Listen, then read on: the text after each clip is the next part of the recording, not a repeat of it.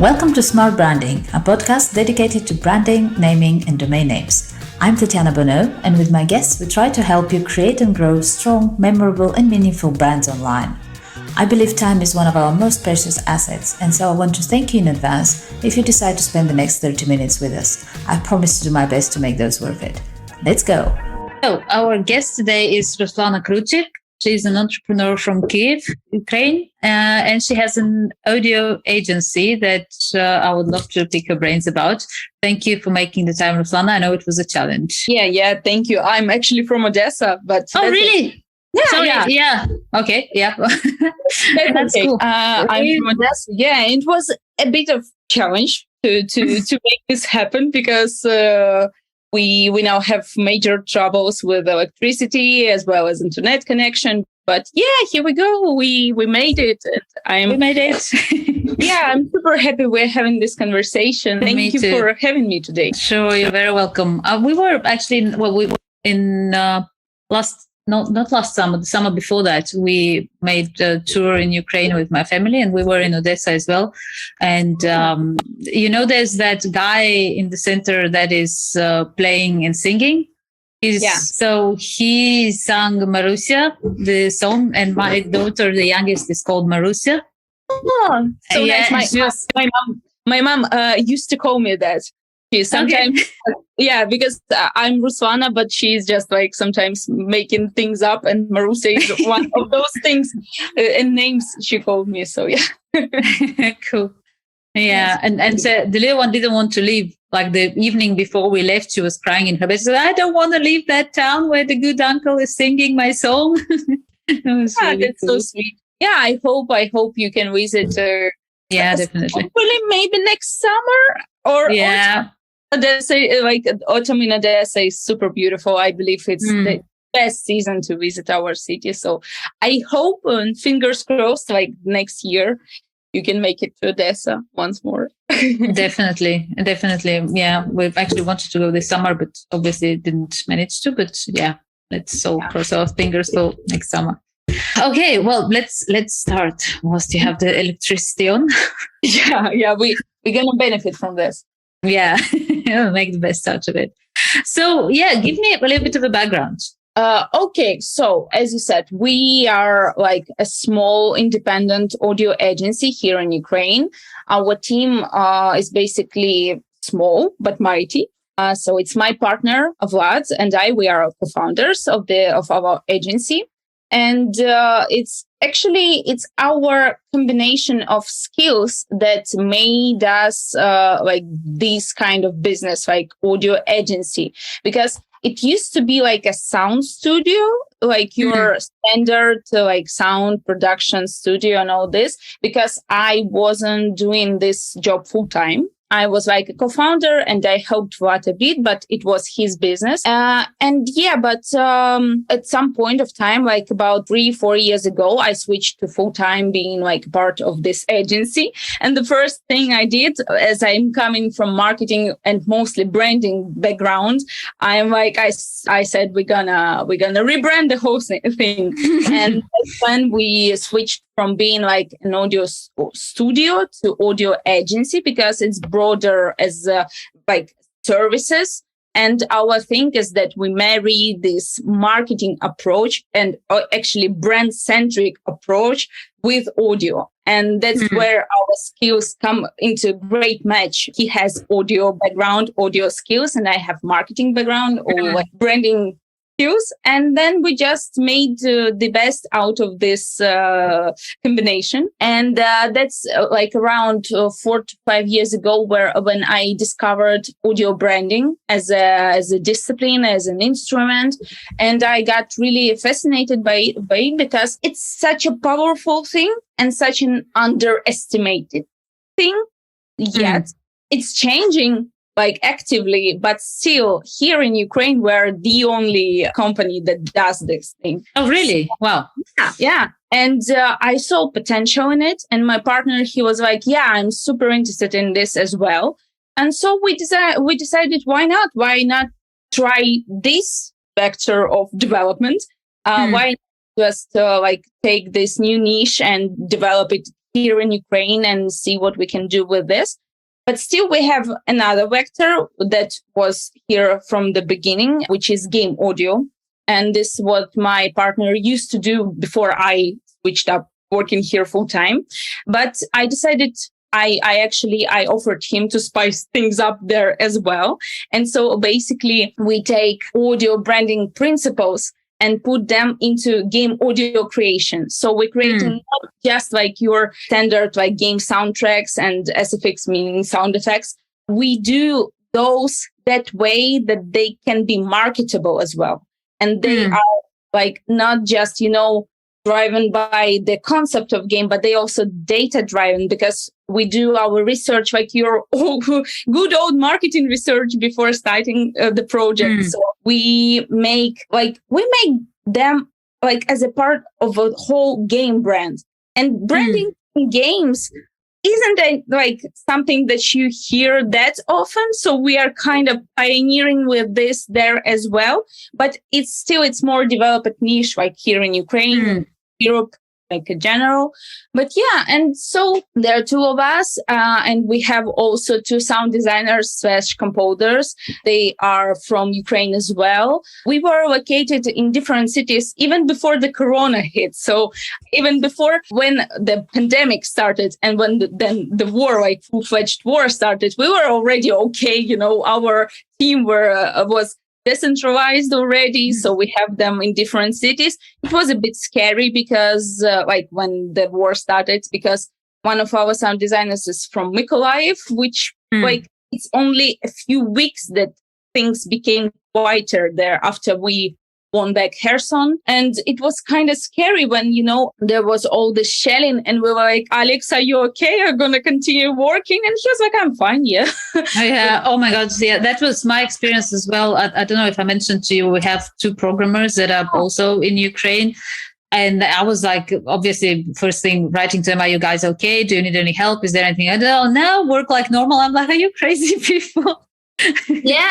And, I'm just checking. It's okay. Because they're starting like the air raid alerts all around the country. But, this is too quiet. So, yeah.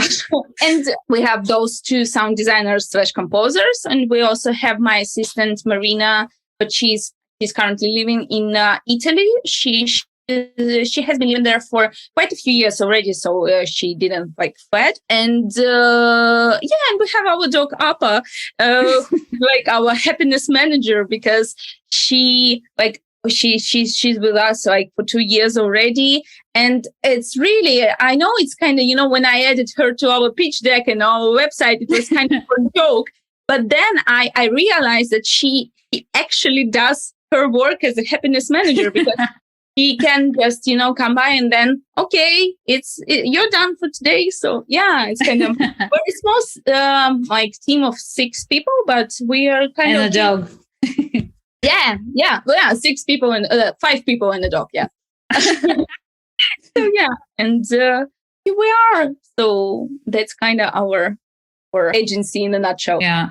That was the joke just for our audience. We were chatting on how to organize the podcast with the power on and off and the rate, the alerts. And that was the inside joke that, if people are managing to give birth in war, we can have a podcast. Yeah. And we now have a raid alert going off. So it's, we said it's a party time. So I guess in an hour or so, there will be massive shelling. So we still have an hour before they hit. Oh my God. Okay. Let's go quick. I think that's going to be up there with the podcasts of this show. So yeah, let's speed things up a bit. Yeah. Oh dear. So yeah, on audio branding, that is something that you said is quite underestimated as a thing, and I completely agree with you. I'm sure everybody listening can remember at least one little tune from an advert and associated with a brand, and we all have that, and it stays with you throughout your life, literally, like to a point where sometimes it gets annoying, but still people are not very aware and not very open to it. So what is your feeling like? If you can shortly explain what is audio branding, and then we can sort of touch on how can brands benefit from it?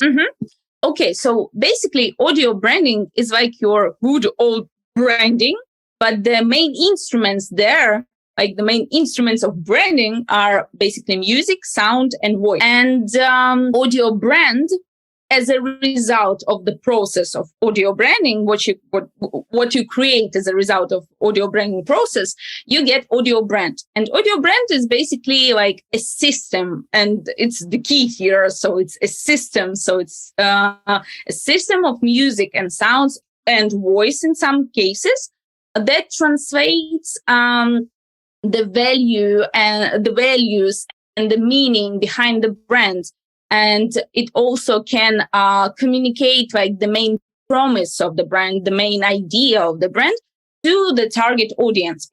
And also audio brand as a system, it unites a whole variety of different audio enabled touch points. As you said, it may be like a tune in the advertisement, in an ad video. So basically, sometimes it's like jingle you hear on the radio. It can be also how brand communicates on TikTok or through all other social medias, or what music you hear when you call into the call center and you hear like an on-hold music. All those audio-enabled touch points, which are like there are many of them, and they're different for each business, they're different. So the system of sound for all those touch points is basically audio brand. And the key here is to be like consistent. Like in any branding process, you gotta be consistent and you gotta communicate the same things, same values over and over. There's that. I was going to say, my next question is going to be what do people usually get wrong? And funnily, it's I deal with naming and domain names, and it's very similar where people think, oh, that will do, and I like that, and today I feel like this, and then it ends up being all over the place, and consistency is absolutely key in that. So on that, how we said in terms of mistakes, one is obviously not being consistent. What would you say you can spot as other mistakes entrepreneurs make when it comes to audio branding? I can speak from my experience here in Ukraine, but I guess maybe the point for other markets as well. It's not, this developed thing. So basically here in businesses and creative agencies, because we all those major great creative agencies doing advertisement, they tend to think that, a song in an advertisement equals audio brand. So when you create a song, when a copywriter, and this is I want to stress on it, when the copywriter come up with the song, and they tend to think that this is about audio branding, which is not, because the copywriter, copywriter as a profession is a great profession. I love copywriters and I admire their work a lot. But they are people working with senses and with words, not with audio. And when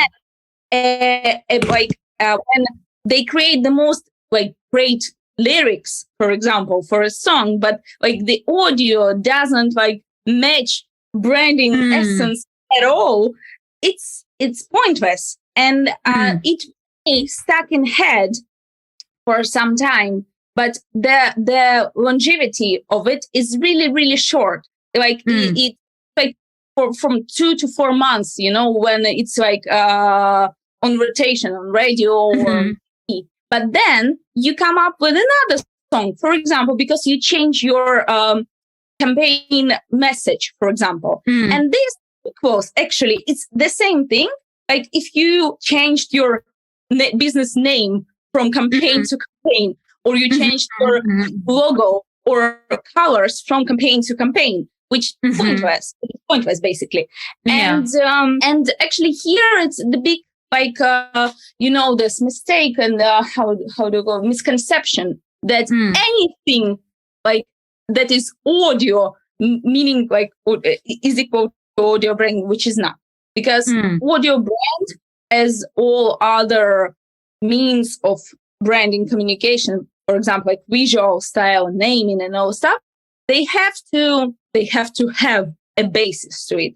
They have to have like a research to it, and then deciding what goals you're gonna achieve with what instruments. And like for visual styles, is which colors, which fonts will translate the idea the best. The same thing is here, which timbre, which instruments will describe your brand. And it has to be consistent. Yeah, and it has to be consistent for all the communication, because campaigns can be different, campaign messages can be different, and that's okay. This is the idea of campaigns. But while you can tweak certain things, you can make them sad, or, for example, happy or joyful. You can change the mood, but the underlying sound of it has to remain the same. So so it's recognizable. Yeah. And as we were discussing this actually this morning with my partner, and I said, the best solution for businesses is to come up with anything like audio, like anything, meaning unique, anything. It hasn't to be great at that great. It just has to be unique and consistent. Because if you use the tune of any artist, and you get your license to it, and you can use it, but then you use it consistently, and then someone else use them in their campaign, you basically everything. You don't have this you're not that recognizable. You are now have a tune with someone else. And as much as I wanted businesses to come up with great audio brands and all this stuff, sometimes they just don't have resources for that. Meaning not just money, also time and attention and all things. But if they come up with anything unique and just stick to it, it will be better than an audio communication. Absolutely. Yeah. And what type of businesses can benefit from audio branding? Is there a typical industry or what? And you mentioned just now that some businesses just don't have the resources. So what is your feeling on that? Who can benefit from audio branding? At what point in the development of the company they should start looking into that? Yeah, it's actually a great question, because although, anyone can benefit from audio branding, but sometimes it's not, realistic. So to me, it's not boiled down to one industry per se, but maybe as my take on this would be when a branding has really established brand feeling. So it's not in the search of its brand characteristics and all the stuff. They have established brand. Then they have a market to conquer, because sometimes when, and this is the case, for example, for Ukraine, when there is one business that is on the top level on the market, they don't have to conquer anything. Doesn't have to conquer anything. They don't have really that high of competition. They don't actually need to invest in your branding. Although I also think this is a misconception, but I can understand why they don't want to invest in this, because things are fine. But if the business has either established brand or they're establishing it right now, and they have really strong competition, and they don't have that many emotional points of differentiation from competitors, and they want to strengthen the bond with their audience in emotional way, audio branding will be a great thing to invest to, because it's a really powerful tool to communicate on an emotional, and most important on the subconscious level, because audio is processed differently. Not the text or visuals. Texts and visuals, they have to be processed fully to be fully understandable, like to be fully comprehensive, like for audio. And that's why they can be filtered out, actually, like all those things when you skip text, skip the image, and you don't feel the impact. But audio, you, like, your brain is processing audio at all times. Even when you're not actively listening, your brain still process like audio and decode it and get those ideas. So if you're like in a high competitive field with overcrowded field, and there is like no way, market, and you don't really have those many possibilities to reach out to your audience, and you want to have the best out of your like rare and really expensive contacts with your audience. So I didn't switch up my notifications. And you really want to like make the most out of your rare and expensive contacts with the audience. It's the best thing to create, because it can really give you more powers, basically. And absolutely.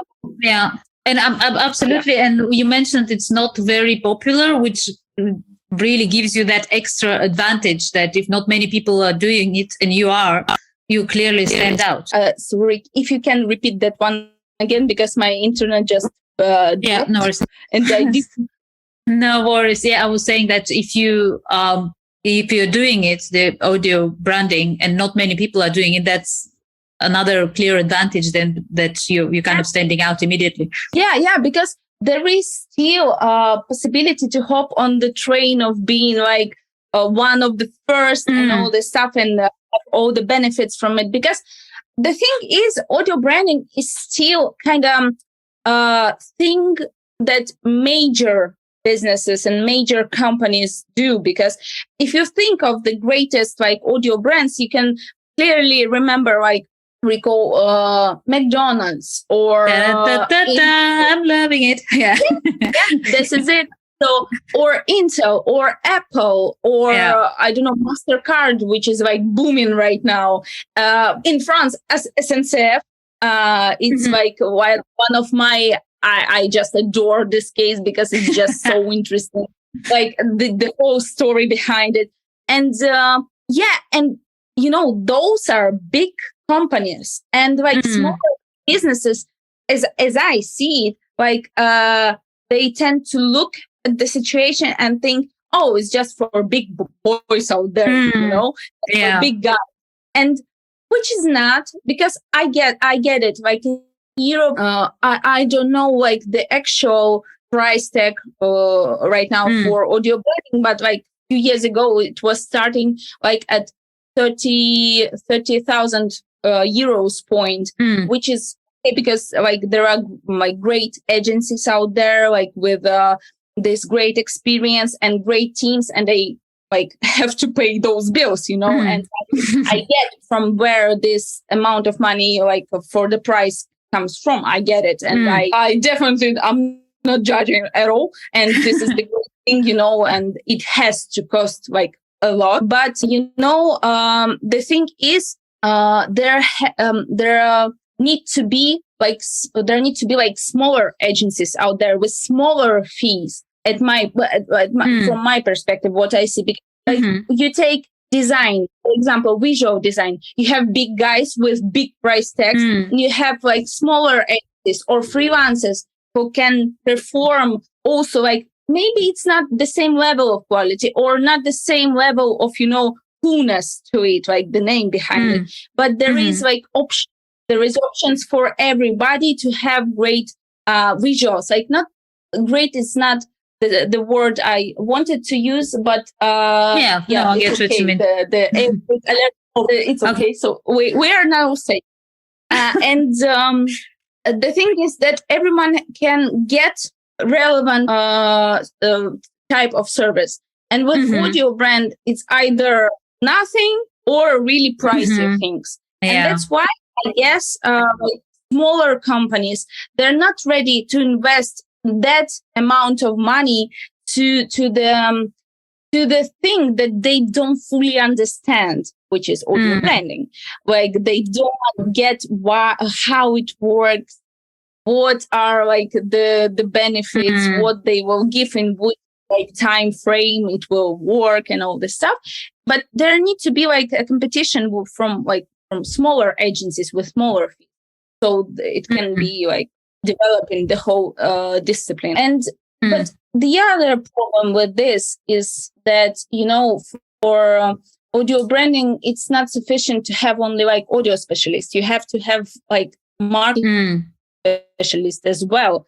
And this is, you need to pay people for their work. And that's why the price tag keep pushing up. And yeah, so this is the problem. Like the financial part of it, I guess, is also really contributing to the fact that it's not that popular, because it's okay. For example, in Ukraine, our average ad campaign production cost would be something around, like before the war, it was something about 2 million hryvnias, which were at that course at the time, it was about my math is pretty bad today. Just a second, I will do the math. So it was about 66,000 of euros, for example, per one campaign that will be airing for 4 months, like top. And so it's, for them, it's understandable. For businesses, you understand that you will get a video that will be airing on TV. It will perform. You will have your KPIs and all this stuff. And then, okay, 60 grand. Okay, no problem. But then you are coming to them and telling, for example, 30 grand for an audio brand that will perform for you for like at least 5 years. And they're like, like sound, I don't really know, what are the KPIs, how are we going to track them and all this stuff. So it's like, it's manageable. Those prices are manageable for businesses. It's just they don't see the value of it, because I can start how many times I heard this question and what's the value behind of it, like in dollar or in euro. You're like, okay, what's the value of your brand? Like, can I can totally get that. I'm making parallels in my head with domain names, which is in that respect. And I find that the people actually that have a vision, but like a really strong vision for their brand, that are not just sitting here today thinking, how much does that cost me? But they're sitting thinking, where do I want to see that brand in 5 years, in 10 years? They can get it much quicker and much easier. That, if you're looking forward to that, you like, for example, with the domain names, if you're thinking, oh my God, 100,000 for a domain name is crazy, a lot of money. And you're thinking, I have to get that out of my pocket today. But that obviously is shocking. But if you're thinking that name is going to be there in 5 years, in 10 years, and my whole brand is going to rotate around that, then it's really nothing. 100,000 is nothing. I mean, you're going to spend in 5 years more on coffee for your business, honestly. Yeah. And that's for sure. And this is like here in Ukraine, this makes me like, before the war, when I was like talking like actively with people from different industries, it was something like, so, it was so such a paradox to me, because you're willing to spend like 60 grand on a campaign that will last for 4 months, but you are not willing to spend, and we're not charging like 30 grand, where we were charging something about 10 grand at the time. Like, you're not willing to spend like 10 grand on something that will be lasting for years, like 5 years at least. Yeah, it's gonna like have some tweaks, but it's still, but it's your identity. Yeah. And I guess it's a similar issue, again, back to the domains, but that's a recurring thing in general in marketing, that it's very hard. It's like, how do you measure it? Like you said, I have little songs that play in my head with brand names from when I was a kid. How do you put a price tag on that? Like, I don't know how much that brand paid for it, but like, I'm 38 now and I can sing you the song with the brand name. And if I go to the shop, I'm going to pick instantly without thinking, I'm going to pick that brand. And that's been like 20 odd years. Like how do you measure that? How do you put a price tag on that? Yeah. And actually that's the big question, because I'm still searching for my answer to it because, I get from, like, it's not, it's my presumption. I'm not sure, like 100% sure how big old audio branding companies like make their price tag, but I assume that it comes from, salary for each team member, for all the bills they have to pay, because they have those like studios and offices and they have bills to pay for it. And then they have also, bills to pay to the country and all these things. And plus there is something that they want to make as to be profitable. Yeah. Like to be profitable as a business. And like this, like you combine all this and you have a price tag. Yeah. And actually the same thing for us. It comes from like a salary for our team, then like the rent we have to pay and all this stuff. But I think it should cost like a lot more, because the value it adds, the value it brings. Yeah. But like the other problem is that how do you measure it? And there are a few great companies out there, like audio intelligence companies that measure the impact that audio has in each precise case. So they basically can test your advertisement, for example, and say how much audio adds to the general recall of it, or how well people recognize audio, recognize advertisement or brand because of their audio. And they're doing like such a great job, advancing like the whole industry, like because they can provide you with those KPIs. But again, the way our brain process audio, it's a bit difficult to measure sometimes. Sometimes it's okay, it's understandable. Then we do our own testing as well, and you can really predict how things will go. But like, for example, the likability of the audio, such a subjective thing, because oh no, I have troubles with internet connection. Do you hear me? I guess. Yeah, you're back. Yeah, there was a bit of a freeze. Great. So the likability of the audio. Sometimes and this is like really, backed with science. When you hear a tune and your brain, and it's new, your brain tries to connect the tune to the tune library you already have in your brain. And there is a match from the first millisecond. And if there is a match, your brain okay, I like it, because it's not, I heard this before. I don't need to spend a lot of energy processing it. I like it. But then it's unique. And which is not that great for branding, for example, because you need to stand out in some way. And if you add something new to your audio, your brain is like, I don't like it. I need to spend more energy processing it. I don't like it. And like from the beginning, you can get this response from your audience that, we don't like this. We don't like this. It's something this, it's something that, we don't like this. But then 2 months pass by, and then people are like, oh, actually, it's not that bad. We like it. We like it quite a lot.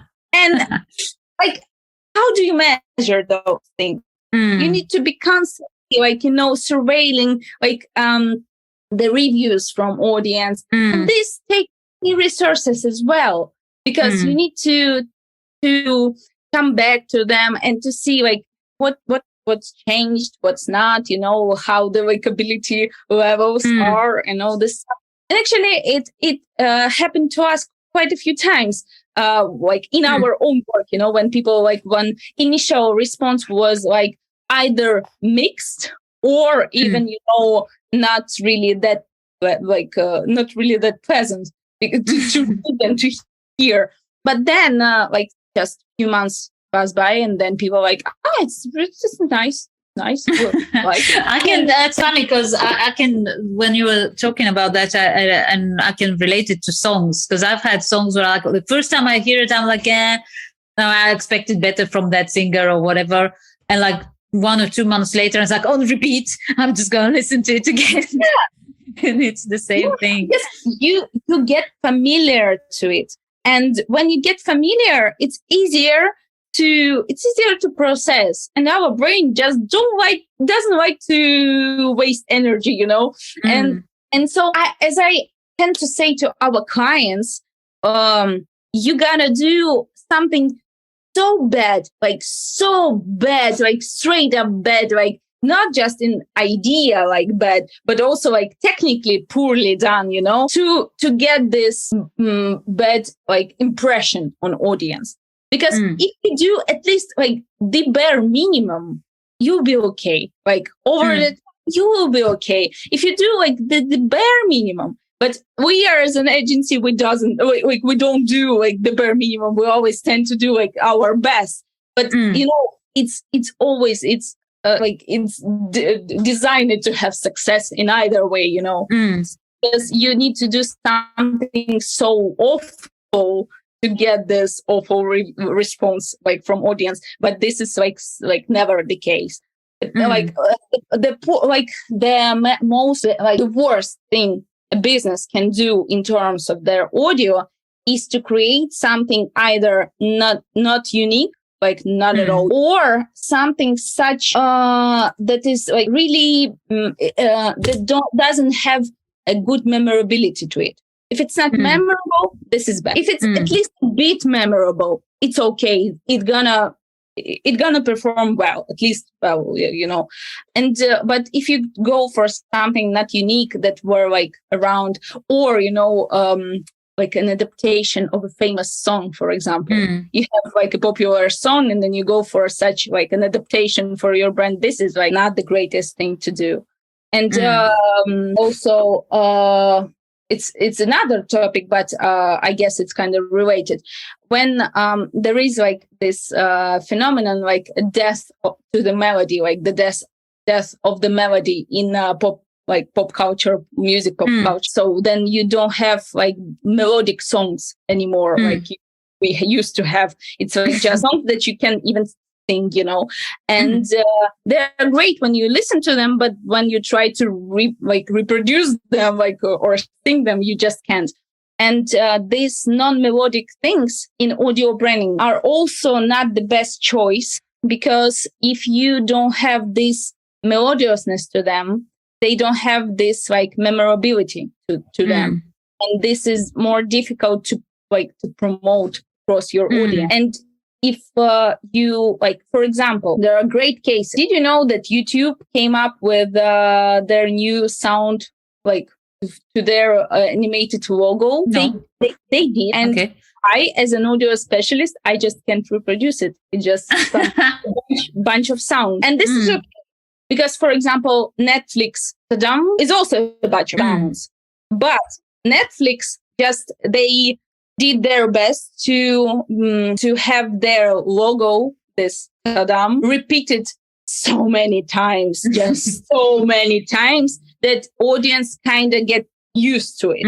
And maybe YouTube can do the same thing by repeating it over and over again. And maybe on the 50th time, I will be okay. I now remember it.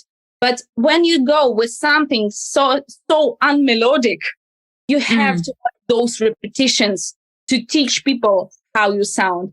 And that's something that I'm making parallels with domain names, but it's I think there was the founders, it's two brothers of angel.com, and they got the domain for, I think it was 2 million and something. And everybody was like, oh my God, that's crazy amount to spend on a domain name. But what they did was actually they run the numbers, they calculated, they did tests on how much would it cost them to get people to remember a different domain name.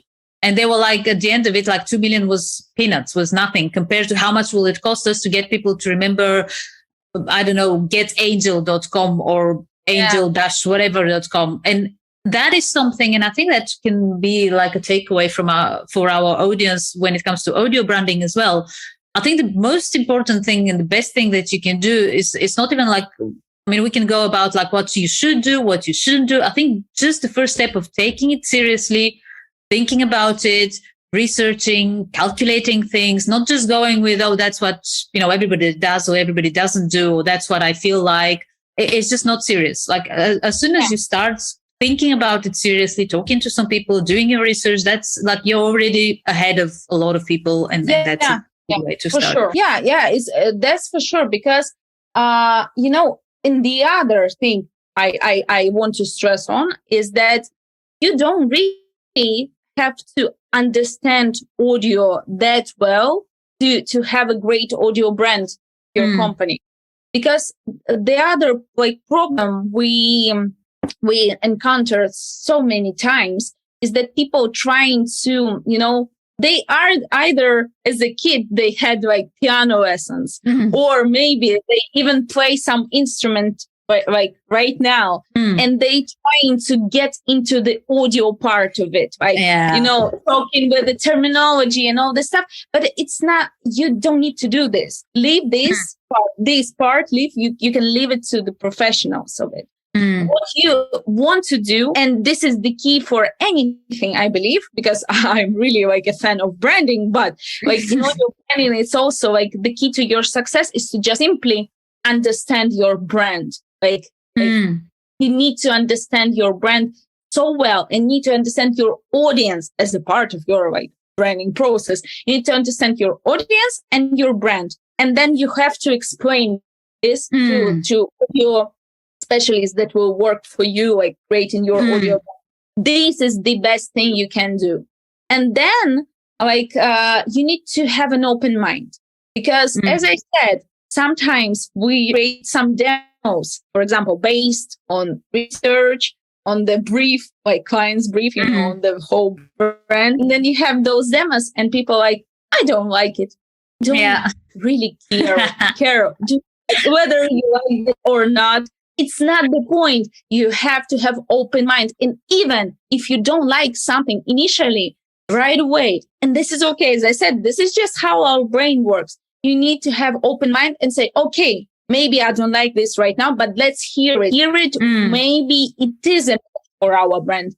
Maybe I'm not the target audience. Maybe this is something that will work for my target audience. So the best thing is, as you said, treat this instrument, seriously. And then you need to be the best professional of your own brand. And you need to understand your own brand. And then it will be so easy to collaborate with audio specialists, working for your brand sound. Because there is still, and this is, I guess, this is changing right now, but there is still such little, popular info on audio branding, because as I read it, it's either, great materials, but, with just, trends, trends and all this stuff, why it is important, but there is no going into deep, information. And if you go for such more deep information, it's targeted primarily on audio branding professionals and not other people. I totally get that. And that's how smart branding came about, actually. That literally is how it came about, because I started working with premium domain names, and I very quickly realized that, people's understanding of domain names is like, oh, it's that technical thing that you register for $10 and, it's there. And it's so much more. But you can't blame people for not knowing that, because there's no, exactly like you said, the information that you find, it's getting better, but still the information that you find, usually it's very technical. It's for professionals, so either on the technical side or domain investors. So you're talking to people and you have to get them, from that level to that level of knowledge, to be able just to have a discussion with them on the same level. It's just crazy. Yeah. And this is what I'm really, when I started learning about audio branding, as I was younger, and I was more, this maximalist side of things. And I was so frustrated by how people don't see this, how people don't see exactly. the potential, and why. And I was so angry, but not it wasn't towards somebody like specific, but it was in general, the general frustration. And now I just, I get a lot calmer with this because I get it. Like people tend to do their own things and they just don't have this easy access to the information. And so it's our job actually as audio branding specialists or domain names like specialists, to provide them this easily accessible information. So that it will be like it will be okay. Because why right now everyone is nobody asking why you gotta be on social media. Yeah, because something just out there. Everybody is on social media. Everybody has like some kind of account or across all platforms. And like 2 years back, it wasn't the same. Oh yeah, absolutely. I mean, when I started working in IT, that's like 17, 18 years ago, I was literally, one of the first thing I did, we were selling websites, and a huge part of the job was to convince people they need a website. Yeah. I worked in a web design studio as well, like years back, and it was the same thing. You're telling the business like you have to be online. You have why people know where I am. Like today, you're not going to hear that. Even a little business on the street has a website because they know tourists come and they have to find them and all the information and menus and whatever. So that is advancing. Let's hope that it gets there with domain names and audio branding as well. and I think like the most like we have such a bright future with our industries because everybody like little by little, but people get to the point that this is something you want to invest because even like in last year there was this jump of companies investing in audio branding by 22%, I guess. So it quite a few companies just realized that okay, we gotta do something.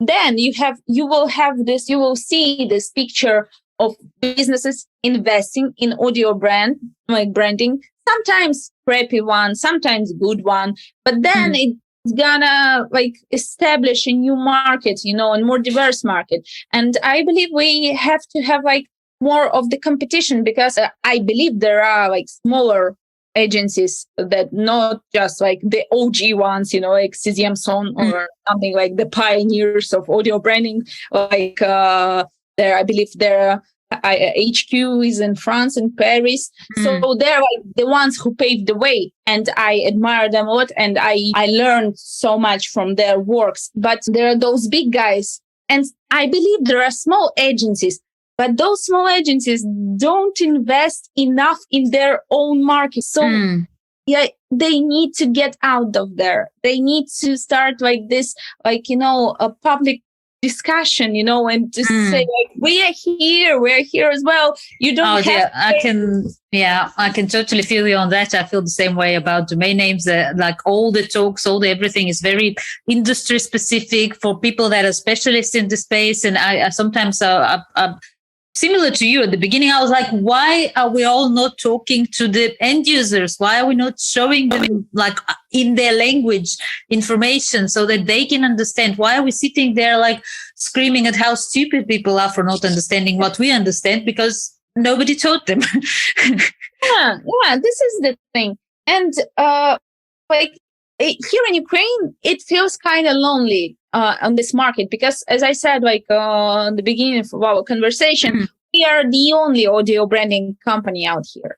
And it's kind of lonely because you feel this weight like of all the things you have to do to start the communication. And when you're a small company and you have such limited resources, because we do have limited resources, and although I tend to like me and my partner, we do like publications like in different medias and different like public talks and all this stuff, but it's not enough when there's only Yeah. Well, not only that, but when it's just you two, it's almost like you don't have that authority. It's like just those two people talking. It's not, a crowd of people saying the same thing. Yeah, it's like this thing. And what helped us a lot, I believe, it's our cases. It's our the work we do. It speaks for us, and it's great. But it's also, we have in audio branding sphere here in Ukraine, we have three major cases. We have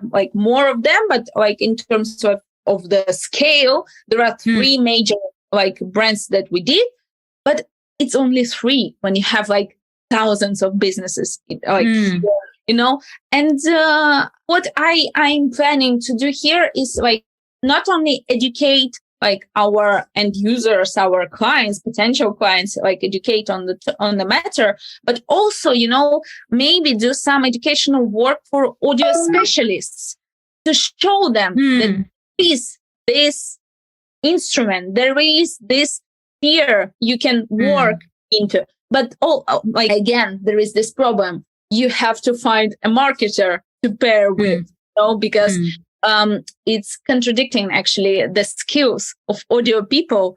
Just don't let them do the marketing part, because it's not something that can be fitted in one person, because it contradicts their creative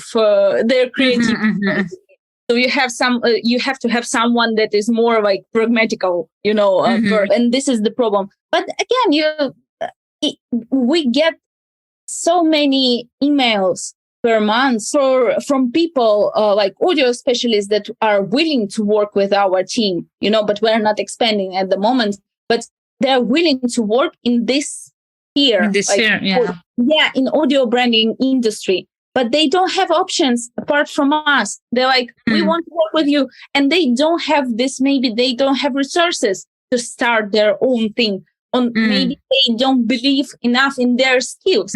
So this is something I have to consider. I have to find how I can educate those people. Maybe, a little bit of matchmaking, matchmaking, audio specialists with marketers.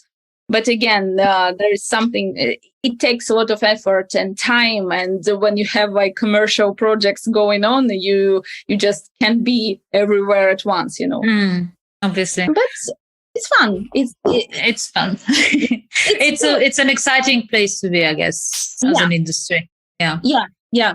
It's interesting because when I was working in a web studio, and I was thinking, it would be fun to work in a totally new niche, because there it was overcrowded. It was already overcrowded in Ukraine, people who created websites and all of this thing. And I was thinking to myself, it would be so much fun, so much excitement to work in the new niche. And here I am working in. There you go. Be careful what you wish for. Yeah. And it is challenging, but I prefer to live in a challenging situation, but when you have a perspective, but when you have a future to wait for, and it can be so fantastic. And it's fun because it's the same thing here with Ukraine.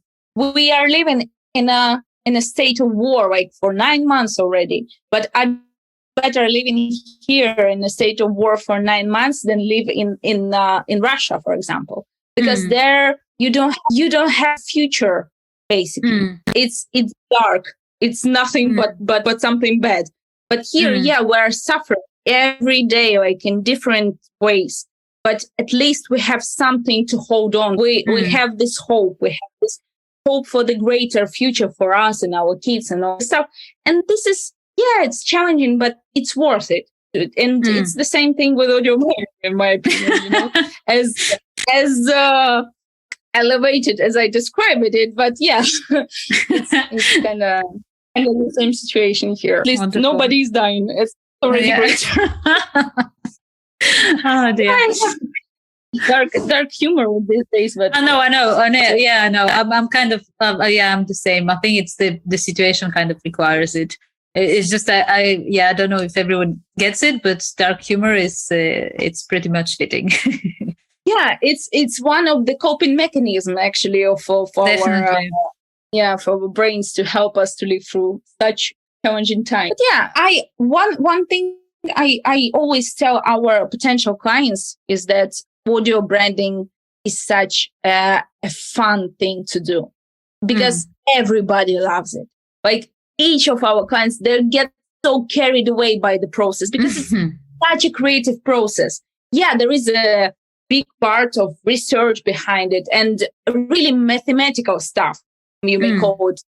But it's such a fun process, such a creative process, such a liberating process when you're all the time, for example, for product owners, they spend so much time like with documentation and all this stuff. And it's sometimes it's just like heavy, like their job can be heavy, you know. And then you have all those sounds to check. And we carry also like listening parties for our clients when we do demos or we do audio mood boards, which is so fun, you know. And I always tell our potential clients, this is fun. And this is such great process to get involved into. And so it definitely worth it, like every moment of it. It is difficult. It's difficult to understand due to the way we perceive audio. But once you commit to it, it begins to be such like an easy thing. So yeah, I really wish more people have this, you know, courage to them to really dig into this sphere, dig into this topic, and to see how truly inspirational it is. Wonderful. That's a great ending, I think. Yeah. we kind of the air raids are off and we can talk forever. yeah. Well, let's just give people some idea of like, who do you work with? You mentioned you primarily focus on the Ukrainian market. Do you work with people from abroad, or who can contact you to work with you? Basically we before the full-scale invasion, we were focusing more on the Ukrainian market because, you know, this is such a playground for us. There are only us, and so yeah, the competition is really low here. And but we, even before the war, we had a project. It was a pro bono project. However, it was for a podcast actually of the Hellenic Youth Participation, which is like this social initiative of the European Union, I believe, for like for youth, like in Athens. So it was so fun. It was like our first international project in terms of audio branding, because we had those with game audio before. And it was really fun because I was a bit, you know, anxious how things would go with the client that is not located in Ukraine and how it will go, but it went smoothly. So basically, we are not limited only to Ukrainian market nowadays, especially when things are a bit rough here right now, because our marketing market, advertisement market, it dropped, like, I believe by 70%. It was, can imagine. Yeah, it's kind of tough right now because companies are cutting off like their marketing budgets and all this stuff, and we're a part of marketing. But we still have perspectives here. It's okay, but we are also looking forward to expand to other markets. We're just not doing this aggressively right now. We worked with many, with clients from different industries. We have several fintech brands like bankings, online bankings. And we also had, as I mentioned, podcasts. And we had an online market. It was it is our most recent project. It was such a fun project. We created, we created our own set of drums for it. So the drums we created from household items, because they of this online market is that you can buy there everything you need for your home. And we basically took products that you can find on that market, and we recorded the sound of those objects, And we created like a whole set of drafts, and we used it in this project. It was really, really fun thing to do. So we had this online market, which is basically e-commerce. Then we had media, like an online media, and and how do we call it? A competition. It's called Indie Cup. It's basically a competition for indie game developers, which is also a Ukrainian company, but they now held, like, I believe, Indie Cup Germany and Canada. So they went global, and we created their audio brand as well. And there were like smaller things. So basically, you can see we work over over the industries, and this is fun because each industry has its own things and like cliches. You want to see like audio cliches, how the industry sound, what is the legacy, like audio legacy of the industry, of the client, and all this thing. It's always such a fascinating thing to research on the beginning of the project. So yeah, we work with everybody. Wonderful. Brilliant. Well, that was a pleasure. I'm sure we can talk forever. Like, I haven't scribbled some questions, but we're over an hour now, so we could probably continue another time. That's been an absolute pleasure. I thank you very much for joining us, and I'll include all the links so people can reach you in the comments. Thank you so much. It was my pleasure, and I can talk like 4 hours. I'm sure. Wonderful. Thank you.